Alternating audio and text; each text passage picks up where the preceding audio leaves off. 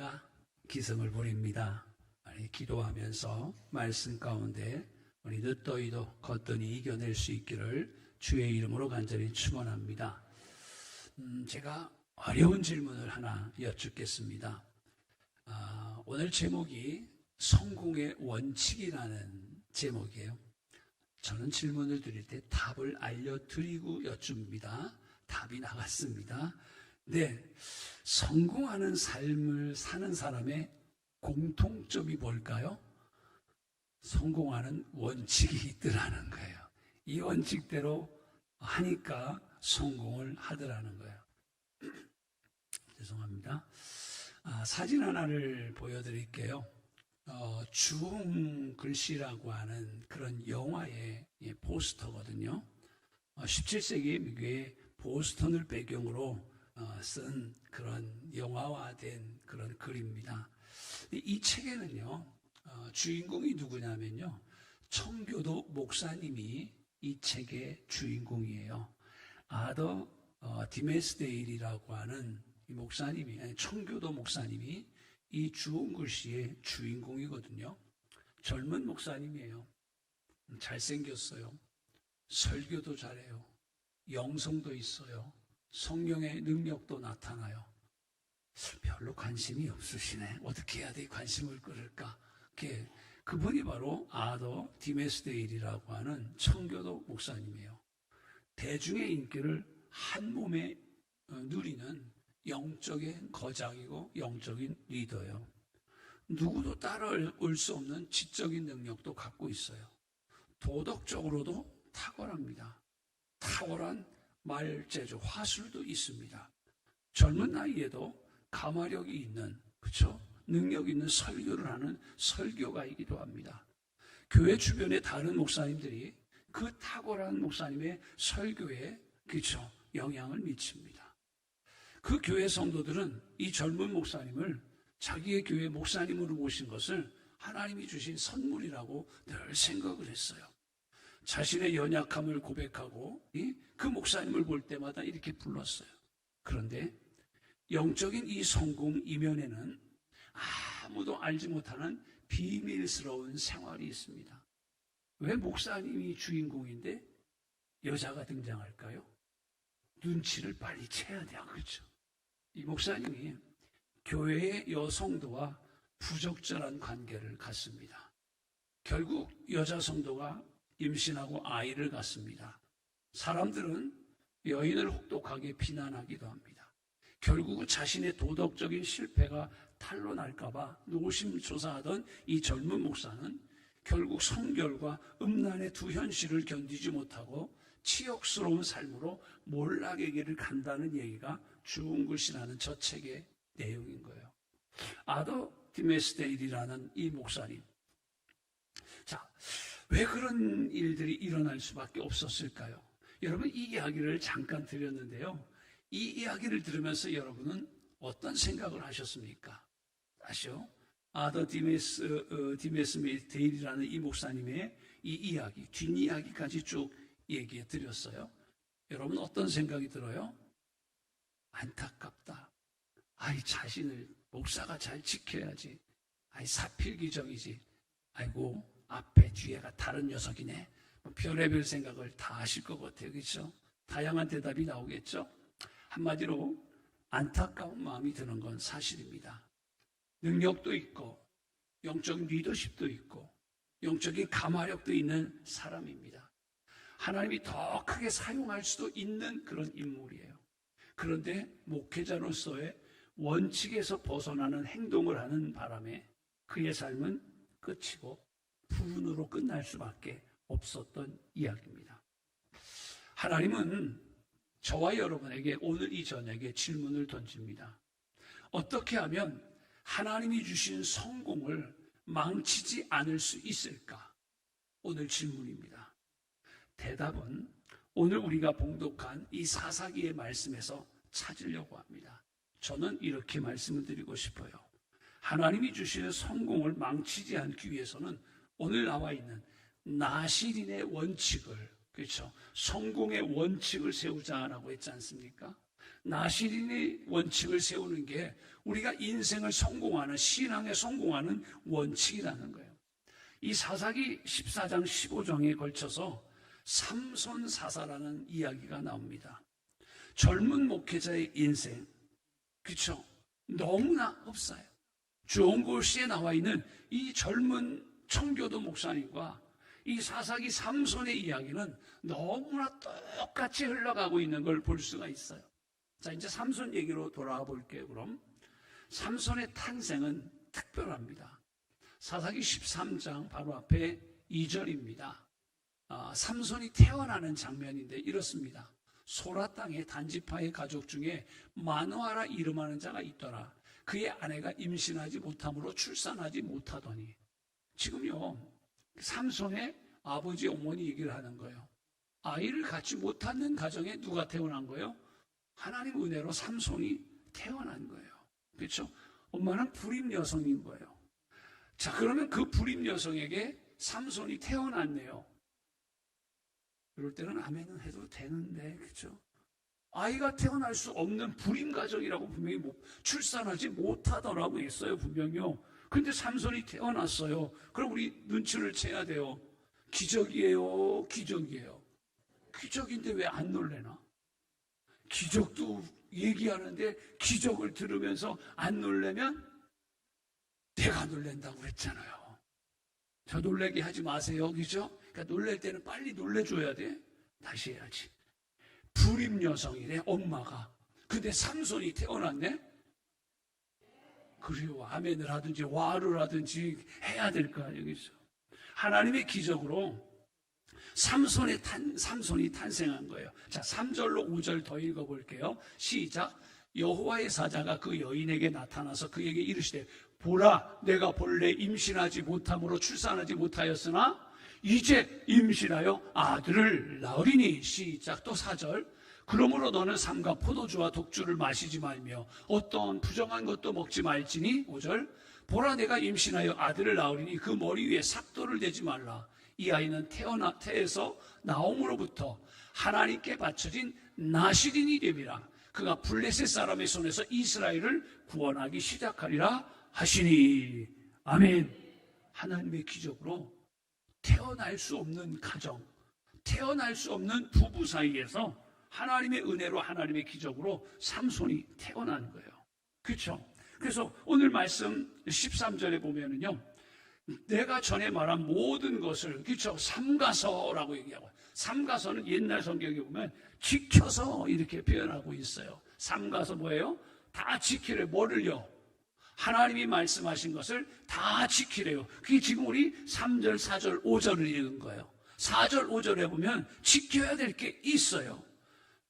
뭐라고 그랬어요? 4절 다시 보여줄게요. 권사님 거꾸로 좀 돌아가 볼까요? 그 앞에 나왔네요.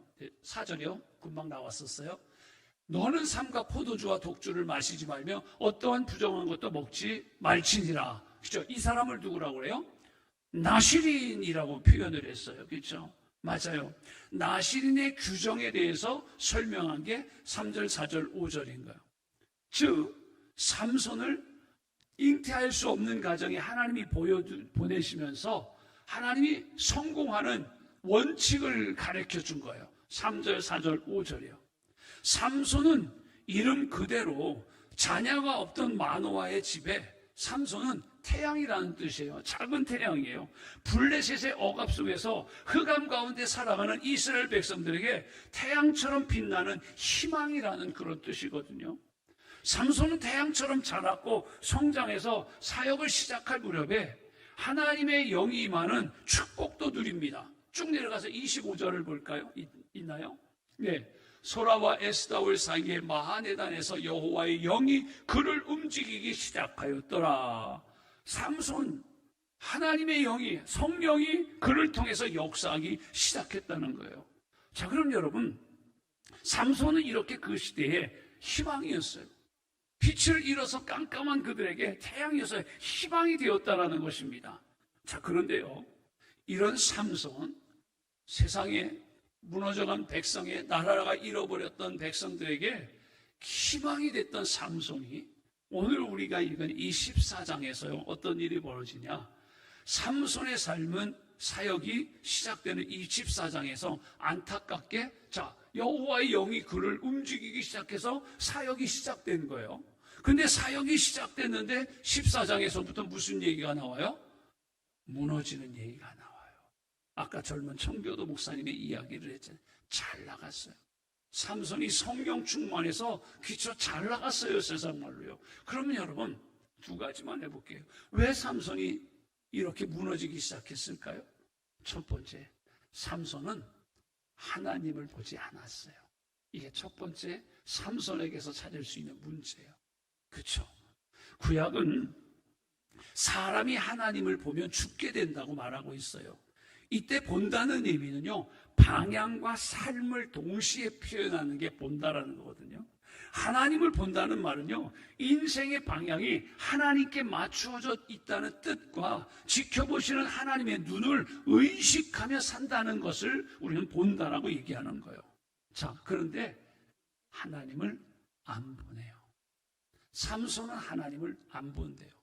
방향이 하나님 앞에서 틀어진 거예요. 왜 틀어졌는지 아시죠? 그렇죠. 쾌락 때문에 틀어졌어요. 물질 때문에 하나님을 바라봐야 되는데 바라보지 않아요. 쾌락 때문에 하나님을 안 바라봐요. 물질 때문에 하나님을 안 바라봐요. 건강 때문에 하나님을 안 바라봐요. 가정의 문제 때문에 정작 하나님은 안 바라봐요. 얼마나 어리석어요. 참 바보잖아요. 그렇죠?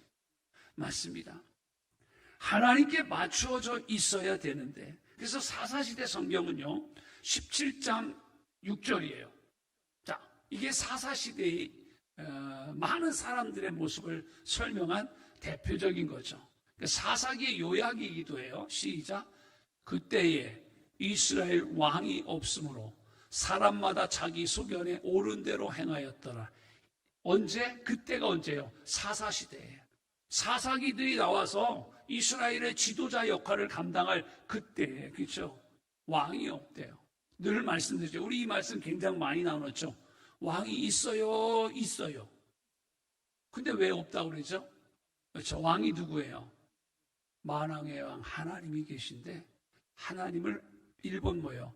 못 보고 있어요. 아니, 안 보고 있어요. 바빠서 안 봐요. 급해서 안 봐요. 힘들어서 안 봐요. 뭐 해서 안 봐요. 뭐 때문에 안 봐요. 뭐 때문에 안 봐요. 그렇죠? 그래서 그들은 하나님이 안 보이니까 하는 방법이 뭐예요? 자기 소견대로. 좀 요거로 우리 표현으로 좀 세게 표현하면 뭐 할까요? 한번 우리 권사님들이 얘기해 보세요. 자기 소견대로를 뭐라고 할까요? 지승깔대로.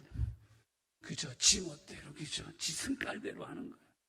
자기 소견, 자기 눈에 좋은 대로, 자기 보는 대로 하는 거예요. 내가 보는 대로 하는 거예요. 그렇죠, 여러분? 내가 보고 싶은 것만 보는 대로 하는 거예요. 나시리는 하나님을 보아야 되고 하나님이 옳게 여기시는 대로 행동해야 되고, 그런데 삼손은 나시린이잖아요. 태어날 수 없는데 하나님의 기적으로 태어났잖아요. 그래서 나시린으로 살으라고 하나님이 분명히 말씀하셨잖아요. 그렇죠? 그런데 그 나시린에서 첫 번째 하나님을 보면서 살아야 되는 거예요. 그런데 하나님을 안 보네요. 그렇죠? 삼손이 첫 번째 사역인 블레셋 땅 딥나로 내려가서 한 일이 있어요. 우리가 읽은 말씀이에요. 그렇죠? 1절부터 9절 읽을 때 시작 구절에 나와요. 딥나라는 지역으로 내려갔대요. 딥나에 가서 뭐예요? 우리 같으면, 우리 입장교인들 가면 딥나에 가서 뭐 할까요? 예수 믿으라고 전도할게요. 그렇죠? 전도지 나눠주면서 전도할 거예요. 그런데 이 인간은 뭐 했어요? 뭘 쳐다봐요? 여인을 쳐다보잖아요. 그렇죠? 블레셋 사람의 딸들 중에 한 여자를 본대요. 1번이 지금 뭐가요? 뭘 봐야 된대요? 나시리는 하나님을 봐야 된다고 그랬잖아요. 근데 지금 누구를 보고 있어요? 하나님을 안 보니까 이 나시리로 택함 받은 삼손은 보이는 게 여자밖에 없는 거예요. 딥나로 내려가서 이방 여인을 본 것밖에 없어요. 성경은 이 이야기밖에 없어요. 자기 부모에게 말하 이르되 내가 딥나에서 블레셋 사람의 딸들 중에 한 여자를 보았사오니 이제 그를 맞이하여 내 아내로 삼게 하소서. 딥나 가서 보고 온 거는 여인 보고 왔어요. 이방 여인을 보고 왔어요. 그리고 와서 엄마 아빠한테 얘기하는 건 뭐예요? 나 이 여자하고 결혼할 거예요. 결혼할 거예요. 하나님보다 이방 여인의 외모에 흘려서 딥나로 내려갔을 뿐만이 아니라 이야기도 나눕니다. 7절을 볼까요? 자, 한 수 더 뜨는 삼손이 나와요. 14장 7절에 없나요? 근데 제가 안 써드렸나 봐요. 14장 7절에 보면 나가서 그 여인을 나왔네요. 그가 내려가서 그 여자와 말하니 그 여자가 삼손의 눈에 들었더라. 뭔 얘기예요? 이쁘고 좋고 그냥 좋은 거예요. 그렇죠? 그냥 눈에 이쁜 거예요. 그렇죠? 이 여인이 코가 문드러졌는지 거꾸로 돼 있는지 아무 상관없어. 그냥 이쁜 거예요. 이쁜 거예요. 나신인의 정체성과 사명은 전혀 없어요. 그렇죠? 믿음의 사람의 모습은 전혀 없어요. 하나님의 은혜로 태어난 사람, 하나님의 은혜 속에 사는 사람이라고 하는 정체성은 하나도 없어요. 우리로 얘기하면 뭐예요? 예수 믿는 사람 냄새가 전혀 안 나는 거예요. 그렇죠? 어쩌면 눈에서 하나님을 향한 렌즈가 빼어버린 거예요. 그렇죠? 자, 그럼 두 번째로 갑시다. 삼손은 나실인의 원칙을 하나님이 분명히 말씀했어요. 근데 두 번째 보니까 원칙을 하나도 안 지켜요.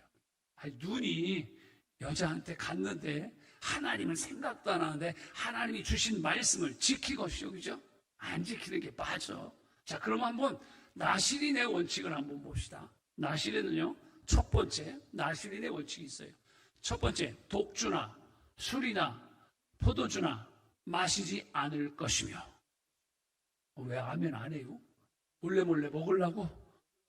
다시, 포도주나 술이나 독주를 마시지 않을 것이며. 우리 나실인이지만 우리 지금은 그렇죠? 이 시대의 나실인이잖아요. 그렇죠? 우리에게도 해당되는 말인 거예요. 그렇죠? 포도주나 술이나 독주를 마시지 않을 것이며. 오늘 집에 돌아가서 찬장에 갖춰놓은 건 다 갖다 버려야 돼요. 네, 봄신방 가서는 주방 가서 다 뒤져야 될 것 같아. 네, 첫 번째 이게 나실인이에요. 포도주나 술이나 독주를 마시지 않을 것이며. 두 번째, 머리카락을 자르지 않을 것이며. 이게 나실인의 원칙이에요. 세 번째, 죽은 시신, 그렇죠? 만져서는 안 될 것이며. 이 세 가지예요. 근데 여러분 잘 알고 있듯이, 자, 삼손이 지킬까요? 안 지킬까요? 삼손은 사역 초기부터 이 원칙을 깨기 시작합니다. 참 보참 대단하죠? 삼손은 그쵸, 딥나 여인을 보고 당장 부모를 찾아가서 이방 여인과 나 결혼하겠습니다 라고 요구합니다. 아마 부모님이 그랬을 것 같아요. 성경이 없지만 제가 대신 성경에 부모님의 마음을 이렇게 집어넣는다면 나실이는 할례 받지 못한 이방 여인과 결혼하면 안 되는 거 알잖아. 이스라엘에도 너와 결혼할 여인들이 얼마든지 있을 사람이잖아. 나실인으로 하나님이 세워준 사람이잖아. 그럼 하나 둘 셋 원칙 알잖아. 이 세 가지는 지켜야지 라고 분명히 부모님은 얘기했을 것 같아요. 근데 자식이 부모 말 들어요? 우리 입장교인들은 듣잖아. 왜 대답을 안 해요? 근데 이 인간은 안 들었다. 그렇죠? 맞아요. 그 부모의 충고에도 아랑곳하지 않고요. 자, 14장 10절을 한번 더 읽을게요. 쭉 더 내려가는 거예요. 어떤 일이 벌어지나 보세요. 삼손의 아버지가 여자에게로 내려가며 삼손이 거기서 잔치를 베풀었으니 청년들은 이렇게 행하는 풍속이 있음이었더라. 뭔 얘기예요? 잔치 베푸는 거예요. 잔치예요.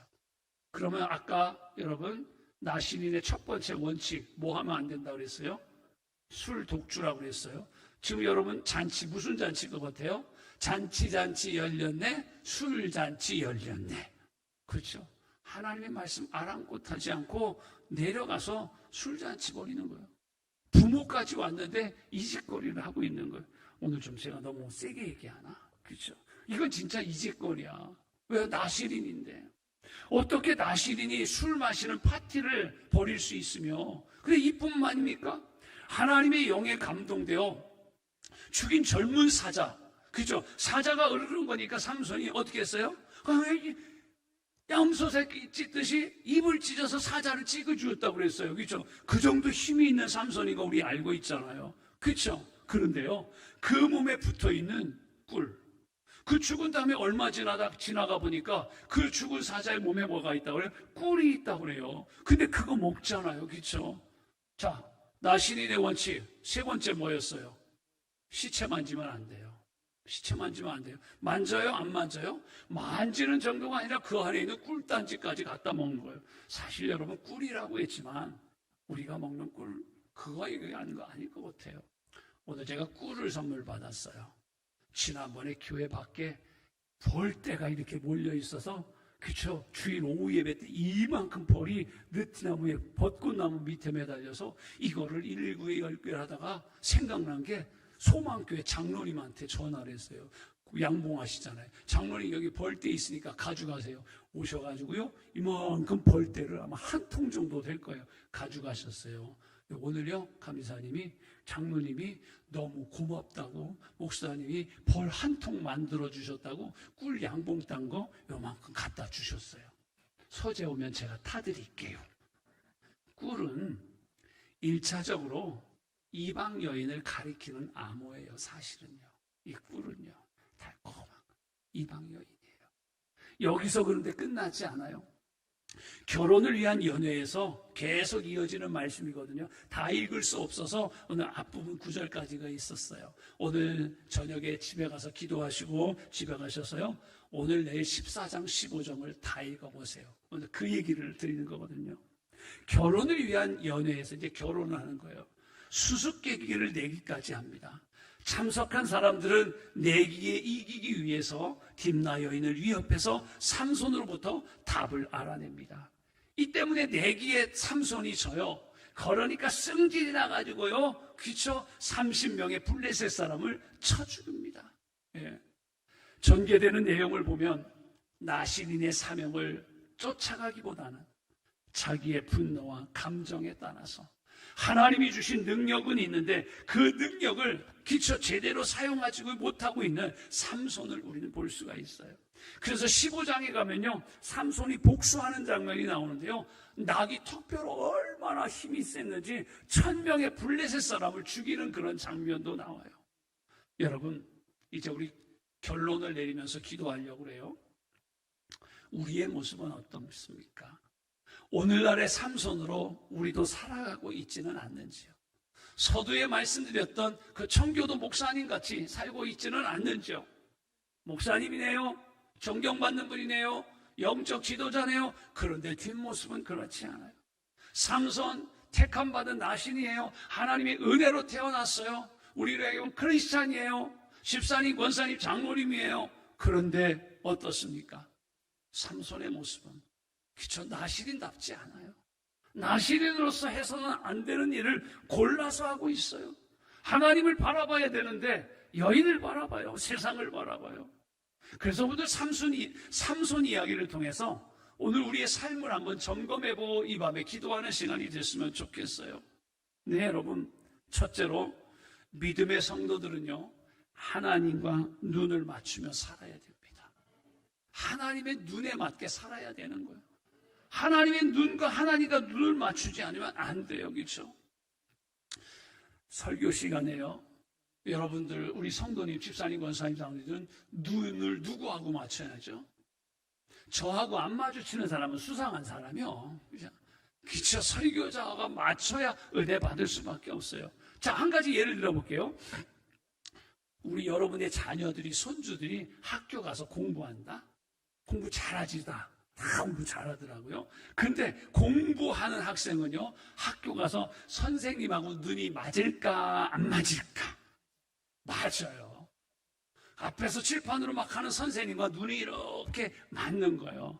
선생님과 눈이 안 마주치는 사람은 공부를 안 했거나 숙제를 안 했거나 뭔가 껄떡지근해서 선생님하고 눈 안 마주치려고. 제 말이 맞죠? 그렇죠? 설교를 들을 때도 설교자의 눈과 마주쳐야 되는 거예요. 맞아요. 숙제를 못했거나 자신이 없으면 눈을 아래로 떨어뜨리거든요. 자, 그러면 여러분 하나님과 눈을 맞춘다는 뜻은 뭘까요? 자, 하나님의 눈에 맞게 살겠다는 거예요. 하나님이 볼 때 흡족하게 살겠다는 거예요. 삶의 기준을 뭐예요? 하나님께 둔다는 거예요. 삶의 기준이 내가 아니라 삶의 기준이 하나님이에요.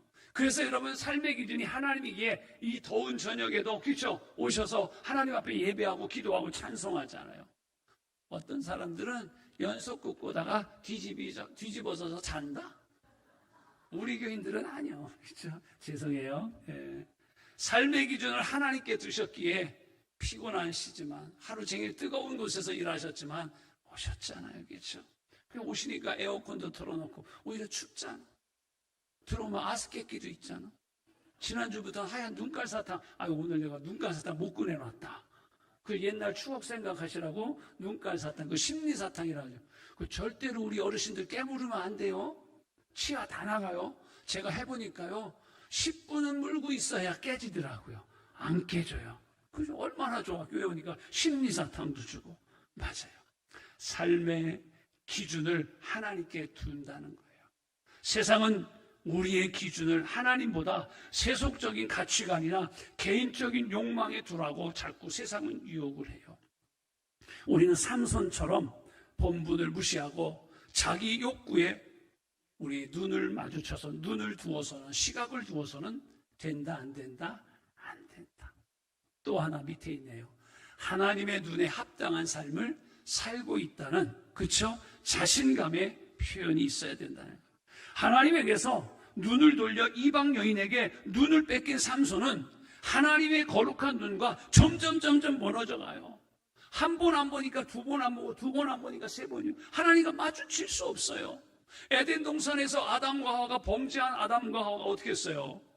처음에는요, 에덴 동산에 하나님이 탁 창조하시고 좋았더라. 아담과 하와를 마지막에 탁 창조해놨을 때 아담과 하와가 막 신나게 에덴 동산을 뛰어났을 거예요. 그죠? 콧노래를 부르면서 노을도 보면서 햇살도 느끼면서요. 그죠? 그런데 선악과를 따먹은 다음에 어떻게 했다고 그래요? 동산나무에 숨어버렸다고 그랬어요. 왜 숨었을까요? 그전에는 하나님이 아담 부르면 왜 하나님 부르셨어요? 하와는 어디 있어? 하와 여기 있어요 하고 나왔어요. 그런데 선악과를 따먹은 다음에 어떻게 해요? 하나님이 아무리 불러도 대답을 안 해요. 눈을 못 마주쳐요. 그렇죠? 맞아요. 하나님의 눈에 합당한 삶을 살아가야 됩니다.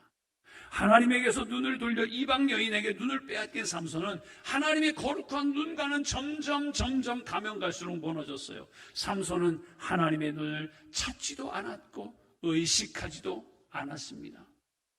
마지막이에요. 그러면 여러분, 우리는 성공의 원칙을 분명히 큰 2번입니다. 성공의 원칙을 세우고 살아가야 됩니다. 원칙이라는 건요, 인생을 경영하는 어떤 기준이라는 거예요. 우리 인생의 경영 원칙은요, 뭘까요? 하나님이에요. 그렇죠? 아까 우리 찬양도 했잖아요. 그렇죠? 하나님이 우리의 인생의 원칙이에요. 기준이 되는 거예요. 하나님은 인간을 만드신 창조주 하나님이잖아요. 그 하나님이 우리를 나시린으로 저와 여러분을 만드셨어요. 그래서 우리는 나시린의 원칙, 삼손에게만이 아니라 오늘 이 시대 신앙생활하고 살아가는 우리에게도 똑같이 적용되는 원칙이 나시린의 원칙인 거예요. 3가지 얘기했어요. 그렇죠? 나시린의 원칙. 독주를 마시지 않고 머리털 깎지 아니하고, 3번째 뭐예요? 죽은 시체를 만지지 아니하고 거룩하게 살아가야 된다는 거예요. 오늘날 우리에게도 똑같이 적용돼요. 나시린의 원칙, 이 3가지를 하나로 요약하면 뭘까요, 여러분? 내가 거룩하니 너희도 거룩하라. 이 나시린의 3가지 원칙은 한마디로 요약을 하면 거룩이라는 거예요. 거룩한 거는요, 하나님 편에서는 사랑이요, 우리 편에서는 구별된 거예요. 하나님은 사랑으로 붙잡아 주시는 거예요. 우리는 구별된 삶을 살아야 된다는 거예요. 세상에 나가면 늘 말씀드려요. 입장교회 집사님, 권사님, 장로님의 모습이 탁 보여야 돼요. 세상 사람이 집사님인지 권사님인지 장로인지 모르겠네, 이거는 상당히 문제가 있는 거예요. 우리가 나신으로 살지 못해서 그런 거예요. 하나님이 우리를 사랑하고 그 은혜로 우리도 하나님을 사랑할 수 있습니다. 이것이 신약의 축복이고 형통함의 첫걸음이고 성경적인 성공의 첫 관문이에요. 우리는 하나님 앞에 선택됐어요. 하나님의 큰 계획 가운데 예비된 하나님의 백성들이고 자녀들 맞잖아요. 그래서 우리는 거룩하게 구별된 삶을 살아야 돼요. 죄송합니다. 장로님은 장로님답게, 권사님은 권사님답게, 집사님은 집사님답게 살아야 돼요. 하나님이 주신 복을 누리던 특권을 누리려 하기보다는 믿지 않는 사람보다 더 헌신되고 충성된 삶을 살려는 태도가 우리에게 분명히 있어야 된다는 거예요. 그렇죠? 자, 정리합시다. 하나님이 기뻐하시는 건 해야 되고요. 하나님이 안 기뻐하시는 건 무조건 하면 안 돼요. 이게 나신이에요. 우리 너무나 잘 알 거예요. 예배 타협이 없어요. 신앙생활 타협은 아니에요. 여러분, 정치인은요, 시민들보다 삶의 태도가 분명히 달라야 돼요. 그렇죠? 왜 욕먹습니까? 왜 금배지 달고 왜 욕먹습니까? 뇌물 받고 특권 남용하고 책임당하지 못하고, 그렇죠? 다 다른 사람이 이제 잘못을 지나간 다 해놓고 일단 안 해놓았다고 백제랑으로 돼요. 그렇죠? 이게 왜 무궁화를 다른 분들의 얘기일까요? 저는 정말로 잘못했어요. 미안합니다. 내가 잘못했어요. 내가 정말로 잘못했는데 용서하세요. 제가 한 번만 더 기회 주세요. 그러면요, 저는 정치는 모르지만 제가 제 돈 들여가면서 난 그런 분 찍으라고 광고하고 싶어요. 근데 그런 분이 없어요. 뭔 일이 일어나면 다 남 탓이에요. 좀 안타깝죠. 우리 이렇게 좋은 세상인데 여당 야당으로 갈라져서, 그렇죠, 잘못은 문제는 있어요. 정치 얘기로 나갈까봐 걱정이네. 그건 아니에요. 잘못했다는 사람이 없어요. 그렇죠? 잘못했다는 사람이 없어요. 국민들이 볼 때 다 잘못했어. 그렇죠? 죄송해요. 이거는 우리끼리 보는 영상이니까 그놈이라 그러면 제가 잡혀갈까봐 그분이요. 그렇죠? 맞아요. 정치인은요, 시민들보다 삶의 태도가 분명히 달라야 돼요. 그렇죠? 그럼 또 우리가 적용하려는 건 그거는 아니고, 그분들 얘기하려는 건 아니고요. 하나님의 사람은 하나님 사람다워야 돼요. 우리는 하나님의 사람, 하나님의 자녀라고 하잖아요. 그럼 하나님 사람다워야 되는 거예요. 더 성실해야 되고요. 더 헌신적이어야 되고요. 더 열심 내야 되고요. 더 손해봐야 되고요. 더 하나님을 섬겨야 돼요. 제가 막 빨리 하니까 다 아멘 했어. 중간에 내가 손해보라도 한다고 있어야 된다고 했는데 분명히 아멘 했죠. 막 했어, 제가요. 이런 원칙을 세우고 살아야 나시린의 축복과 성공을 누릴 수 있는 거예요. 조금 길어졌어요. 죄송해요. 오늘날 나시린인 저와 여러분이에요. 그렇죠? 저와 여러분은 나시린이에요. 하나님의 성공을 망치지 않게 하는 방법이 그럼 뭘까요? 순간순간 하나님과 눈 맞추시고 사는 거예요. 하나님으로부터 멀어질 일, 하나님과 눈을 마주치지 못할 일을 아예 안 하면 돼요.